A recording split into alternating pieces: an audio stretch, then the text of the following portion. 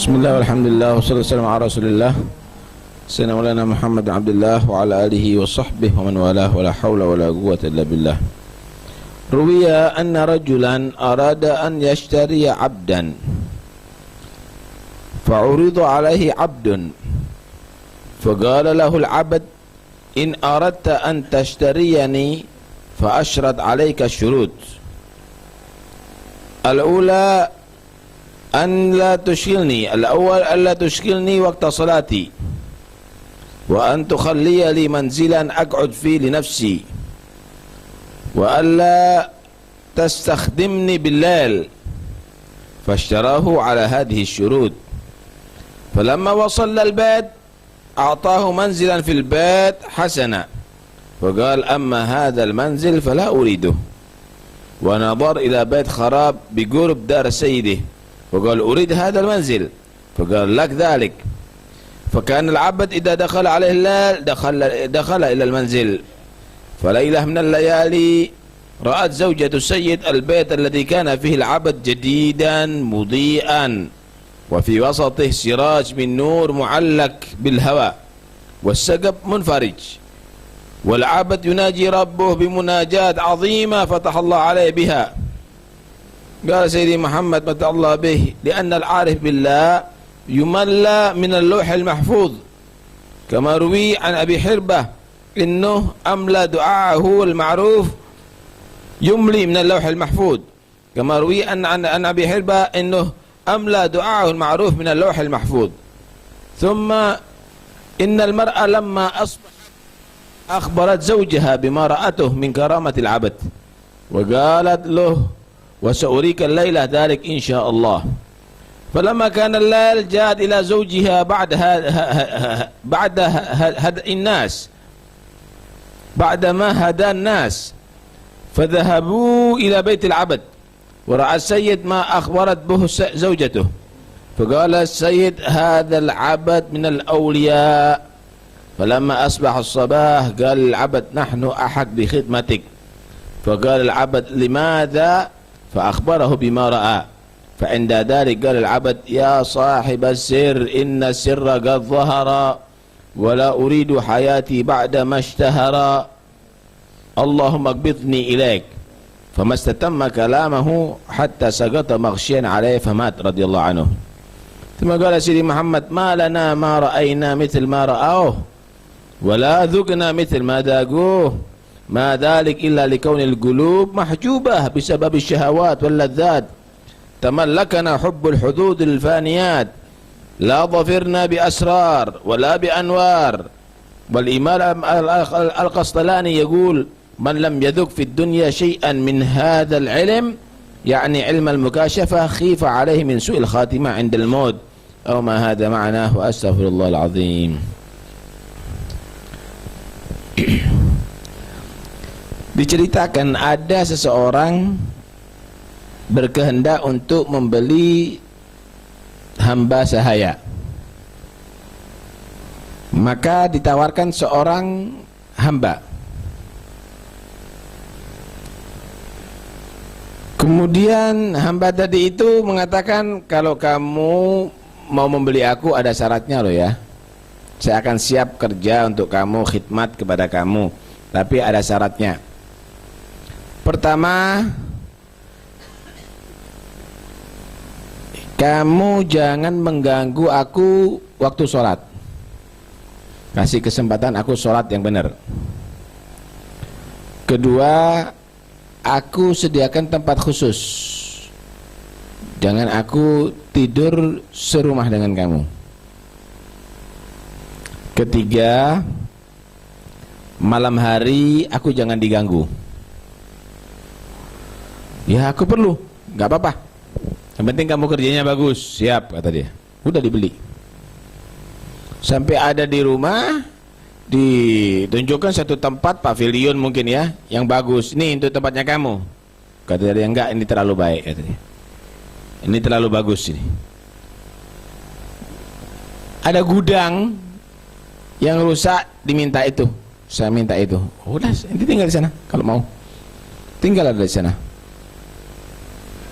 Waktu sholat, sholat dia. Malam hari masuk rumah. Pagi udah siap bekerja. Terus demikian. Satu malam si istri tuannya ini, si pemiliknya ini melihat rumah itu kok berubah jadi indah, jadi cantik rumah itu. Gudang tadi itu terang sekali. Kemudian terbuka atapnya, keluar cahaya yang memancar luar biasa. Si abad ini munajat kepada Allah begitu. Dilihat abad ini terus sholat malam hari. Pagi hari cerita sama suaminya.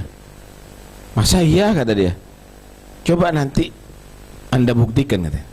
Nanti malam Anda buktikan. Malam hari dilihat begitu. Kata dia, berarti budak kita ini wali min auliyaillah ini. Pagi hari datang si laki dan perempuan ini, suami istri, kepada si budak.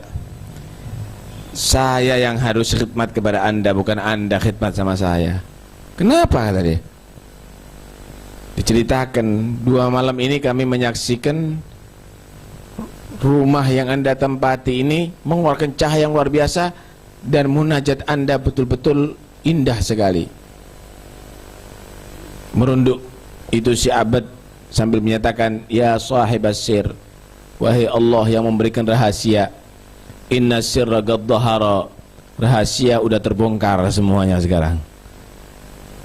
Wala uridu hayati ba'da mashtahara, aku tidak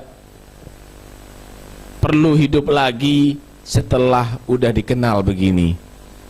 Kemudian mohon Allah maghbitni ilaik, ya Allah cabutlah nyawaku ya Allah. Maka ketika mengucapkan itu langsung pingsan dan meninggal dunia itu. Ini adalah satu gambaran. Bukan wali itu adalah karena pakaian dan serban. Bukan wali itu adalah karena bangunan yang megah atau yang dikenal ada di mana-mana. Kadang-kadang orang yang tidak diperhitungkan ternyata dia adalah orang yang tinggi derajatnya di sisi Allah Subhanahu wa taala. La yu'bah, orang-orang yang tidak diperhitungkan. Kalau dia nggak hadir, nggak ada yang tanya kemana ya dia. Biasanya yang duduk ada di muka ini kalau nggak hadir tanya kenapa. Kalau minta anaknya orang, kadang-kadang nggak diterima. Kenapa? Wah, ini bukan orang yang terhormat ini. Kalau dia berbicara nggak ada yang dengarkan. Tapi ternyata orang itu adalah orang yang terhormat, orang yang mulia di sisi Allah Subhanahu wa taala. Kenapa Allah tidak memandang rupa? Allah tidak memandang jasad, tapi Allah memandang hati sanubari manusia. Innallaha la yanzuru ila ajsamikum wala ila suwarikum walakin yanzuru ila qulubikum. Kemudian mari kita koreksi. Kenapa kita tidak bisa menyaksikan apa yang mereka saksikan? Kenapa kita tidak bisa merasakan apa yang mereka rasa? Mereka merasa nikmat ketika ibadah. Mereka menyaksikan begitu banyak kemuliaan daripada Tuhannya Allah Subhanahu wa taala. Kenapa? Tahukah Anda? Li'annal qulub mahjubah. Karena hati sudah terhalangi. Hati sudah terhalangi, terhijab. Tahukah Anda apa sebabnya hati manusia itu terhijab sehingga tidak bisa menikmati apa yang telah dinikmati para aulia, sehingga tidak bisa merasakan apa yang dirasakan oleh orang-orang yang dekat kepada Allah? Asyahawat wal ladzat. Karena kita memanjangkan nafsu kita dengan kesenangan dunia, dengan kenikmatan dunia, akhirnya Yang menguasai hati kita cinta kemegahan di dunia, cinta kenikmatan di dunia. Wala dhafirna bi asrar wala bi anwar. Akhirnya kita tidak menjadi orang beruntung dengan mendapatkan rahasia Allah, cahaya daripada Allah, wilayah daripada Allah.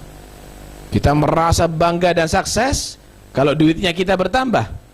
Kita merasa bangga dan sukses kalau rumahnya kita bertambah megah, kendaraan kita bertambah mewah, kalau usahanya kita sukses dan berhasil. Padahal hati kita semakin merosot kualitas imannya, ibadah kita semakin merosot mutunya. Kita merasa yang paling berharga adalah dunia, tapi mereka tidak mau diganggu cintanya kepada Allah dengan cinta harta dan benda. Tidak mau dikurangi cintanya kepada Allah dan Rasulnya daripada cinta harta dan benda. Karena itu mereka sengaja buang itu semuanya. Mereka senang dengan ketidaktenaran. Yang penting dia tidak terganggu hubungannya dengan Allah Tuhannya. Mereka senang makan seadanya, tidur seadanya. Yang penting makmur hubungannya dengan Tuhannya Allah Subhanahu wa ta'ala. Kata Al-Imam Al-Qastalani, man lam yaduk fid dunya syai'an min hadal ilm, siapa orang yang tidak pernah merasakan ilmu mukasyafah, ilmu wilayah yang Allah berikan kepada aulianya di dunia, dikhawatirkan orang itu matinya su'ul khotimah. Modal ada, tapi kita sengaja tidak pernah menggunakannya untuk menggapai ilmu-ilmu yang mulia itu. Kita hanya sekedar peres pikiran kita, otak kita, tenaga kita, umur kita habiskan hanya sekedar untuk dunia, hanya sekedar untuk itu. Kita hitung setiap hari dunianya kita, tapi tidak kita pernah menghitung berapa kali kita beribadah kepada Allah Subhanahu wa ta'ala, berapa peningkatan kita, berapa kelebihan kita beribadah kepada Allah, berapa keuntungan duniawi selalu kita perkirakan. Nah, karena itu kita harus paham, hidup di atas dunia kalau tidak bisa merasakan apa yang dirasakan oleh Habib Alwi, oleh aulia Allah, maka kita merugi dan khawatirnya su'ul khatimah akhirnya menghantarkan kita kepada azab yang pedih dan neraka Allah, na'udzubillah min dzalik. Mudah-mudahan Allah Subhanahu wa ta'ala menjadikan kita orang bersemangat untuk bisa meningkatkan kualitas iman dan ibadah, dan Allah punahkan dari hati kita cinta kepada duniawi, dan Allah ganti dengan cinta beribadah kepadanya. Amin ya rabbal alamin.